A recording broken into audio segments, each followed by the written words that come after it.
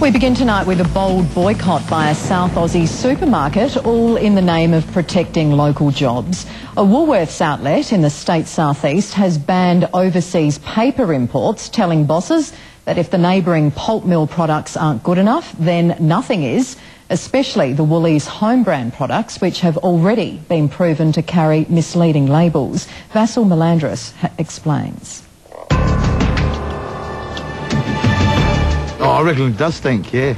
Yeah, it's not right, it just shouldn't happen. Well, if it's putting people Australians out of work and this type of thing, I think it's very bad. Actually, to be honest, I'm pretty disgusted. With profits soaring and competition dwindling, the last thing you'd expect one of the big two supermarket chains to have to contend with is anarchy from within. That's something that we should, as a community, be standing up and fighting for. It's the local community store sending a global message. Staff at this Millicent Woolworths in the state's southeast have done the unthinkable, refusing to stock their company's own home brand paper products, effectively telling their bosses to stick it. The company is actually a local company for Millicent and Mount Gambier, and they've taken it off the shelves just to stop any actions potentially from members going to those shops and actually making a scene. And the reason? Well, for one, they're listening to their customers, almost 700 of whom work at the Kimberley-Clark paper and pulp mill down the road. People like father of three, Brian Walker. We manufacture toilet paper, tissues and toweling at our site. He says these locally made premium products barely get a look in these days at Woolies, even though Kimberley-Clark actually pays Woolworths to try and snare the best placement on their supermarket shelves.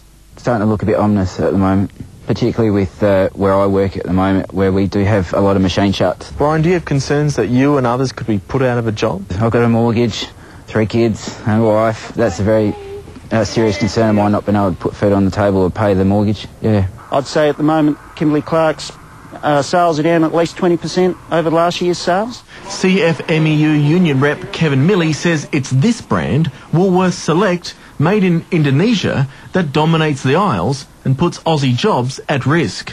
Of course, it's cheaper to manufacture and therefore cheaper to buy. But there's a dirty little secret attached. So it's a cover-up, really. Until late last year, the Select labels claimed the pulp and paper in their goods came from environmentally sustainable sources.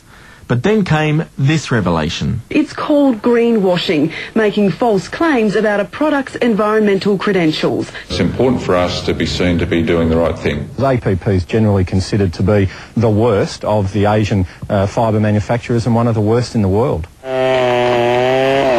It's more likely the products came from illegally logged rainforests of Borneo than from a purpose-built plantation which meets strict environmental standards. Well, Asia Pulp and Paper, it's from all information supplied that's quite easily accessible off the media and through the internet, are not a sustainable company. They seem to have some questionable forestry practices. Virgin rainforest is getting stripped. Now, Australian public wouldn't like that at all.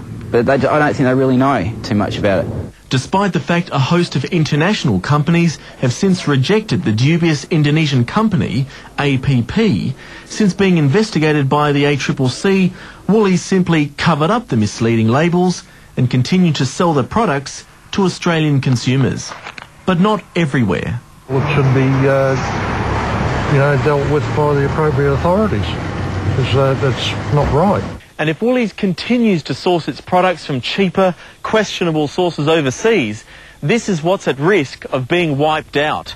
Over 100,000 hectares of pine and gum tree plantations make up the so-called Green Triangle in southeastern Australia. It means local industries get to employ local workers. But for how much longer? At this stage, the ACCC says it's satisfied Woolworths is trying to cooperate and remedy the situation, which was also confirmed today in a statement from the supermarket giant that the so-called over-stickered labels will soon be phased out and replaced with new ones. No, I won't be using it. No. Understandably, staff at the Millicent store weren't brave enough to go on camera to explain their decision to boycott Select. But locals reckon, in the face of potential job losses, they're showing their courage and defiance the best way they can. Have that right to choose, and that's a good thing, and that's the Australian way of life, having the right to choose. But I know we're not alone out there. There's certainly a lot of other people being affected by the current practices in regard to the select brands and how they go about actually sourcing those products.